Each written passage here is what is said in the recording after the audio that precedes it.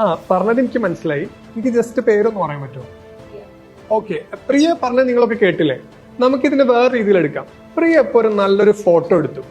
ആ ഫോട്ടോ ചിലപ്പോൾ പ്രിയക്ക് പോസ്റ്റ് ചെയ്യാം, ഇൻസ്റ്റാഗ്രാമിൽ നിന്നും പോസ്റ്റ് ചെയ്യാൻ പറ്റിയെന്ന് വരില്ല. അതിന്റെ റീസൺ എന്താണെന്ന് വെച്ചാൽ അതിന്റെ കോൺസിക്വൻസസ് ആണ്. അത് ചിലപ്പോൾ പോസ്റ്റ് ചെയ്യുമ്പോൾ അതിനെ പോസ്റ്റ്മോർട്ടം ചെയ്യാൻ ഒരു സർജൻ ചിലപ്പോൾ കുടുംബത്തിലോ നാട്ടുകാരിലോ ഉണ്ടാവും. പിന്നെ അതുപോലെ ഇതിന്റെ കാര്യങ്ങൾ ഭയങ്കരമായിട്ട് ചോദിക്കാനുള്ള ഒരു ന്യൂസ് റിപ്പോർട്ടർ അവിടെ ഉണ്ടാവും. പ്രിയ എന്തുകൊണ്ടാണ് ഇത് ഇവിടെ ഇങ്ങനെ കാണുന്നത്, ആരാണ് പ്രിയയുടെ കൂടെ ഉള്ളത് എന്നൊക്കെ പറഞ്ഞാൽ അതിനെക്കുറിച്ച് ചർച്ച ചെയ്യാനൊരു ന്യൂസ് റിപ്പോർട്ടർ അവിടെ ഉണ്ടാവും അല്ലെ. പിന്നെ ഇതിനെക്കുറിച്ച് കൂടുതൽ റിസർച്ച് ചെയ്യാൻ ഒരു റിസർച്ച് സ്കോളർ അവിടെ ഉണ്ടാവും. പിന്നെ അതുപോലെ ഈ ക്രൈം മസാല സ്റ്റോറീസ് എന്നൊക്കെ പറഞ്ഞ അങ്ങനത്തെ പത്രങ്ങളിലൊക്കെ കുറെ ആഡ് ചെയ്യുമല്ലോ സ്വന്തമായിട്ട്.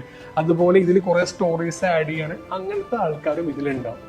അപ്പൊ ഇവിടെ പ്രശ്നം എന്താണെന്ന് വെച്ചാൽ നമുക്ക് ഒരിക്കലും അവരോടൊക്കെ മാറി നിൽക്കാൻ പറയാം, അവരെ ഒഴിവാക്കണം ലൈഫിൽ നിന്ന് നമുക്ക് പറയാൻ പറ്റില്ല. കാരണം മാറ്റി നിർത്താൻ പറ്റാത്ത കുറേ കുടുംബക്കാരും നാട്ടുകാരും നമുക്കൊക്കെ ഉണ്ട്. പക്ഷെ അവരുടെ അഭിപ്രായങ്ങൾക്ക് മുകളിൽ നമ്മൾക്ക് ചിന്തിക്കാനും പ്രവർത്തിക്കാനും നമ്മൾ ശ്രമിക്കുമ്പോൾ നമുക്ക് അവിടെ കിട്ടുന്ന ഒരു മൈൻഡ് സെറ്റും ആ ഒരു ഫ്രീഡം ഒരു ഗ്രോത്തും ഒക്കെ ഉണ്ട്. അതിനെ കുറിച്ച് ആലോചിച്ചാൽ മതി. എല്ലാം ഇഗ്നോർ ചെയ്യണം എന്നല്ല പറയുന്നത്. നമ്മൾക്ക് വേണ്ടപ്പെട്ടവരെ നമ്മൾ ഭയങ്കരമായിട്ട് ബഹുമാനിക്കണം. പിന്നെ മൈ ലൈഫ് മൈ ഫ്രീഡം എന്നൊക്കെ പറഞ്ഞ് പായാനല്ല പറയുന്നത്. നമ്മൾ എന്ത് ചൂസ് ചെയ്യുകയാണെങ്കിലും നമ്മളെ വേണ്ടപ്പെട്ടവരെ വേദനിപ്പിക്കാത്ത രീതിയിൽ കൂടി ചൂസ് ചെയ്യുകയാണെങ്കിൽ കൺവിൻസ് ചെയ്താൽ മതി, ഒന്നുകൂടി നല്ലത്.